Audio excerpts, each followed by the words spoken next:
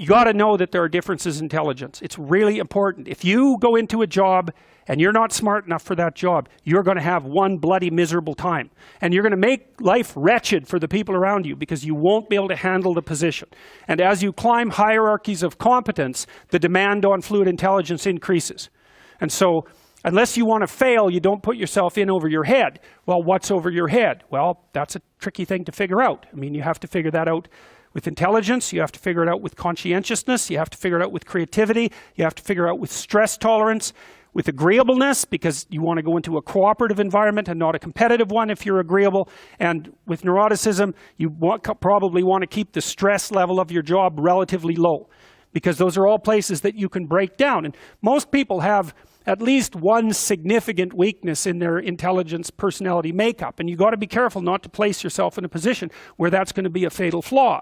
But what you really want to do, as far as I can tell, if you want to maximize your chances for both success and let's say well-being, is you want to find a strata of occupation in which you would have an intelligence that would put you in the upper quartile. That's perfect. Then you're a big fish in a small pond. And you don't want to be the stupidest guy in the room. It's a bloody rough place to be.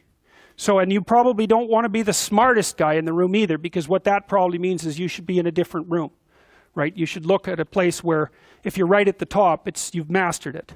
It's time to go somewhere where you're a little lower so that you've got something to climb up for.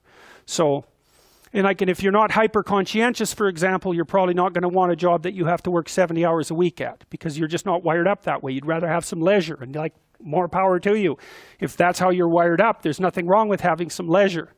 But if you're someone who can't stand sitting around doing nothing ever, then maybe you can go into a job that's going to require you to work 75 hours a week. And almost all jobs that are at the top of complex dominance hierarchies require very high intelligence and insane levels of conscientiousness, as well, generally speaking, as pretty damn high levels of stress tolerance.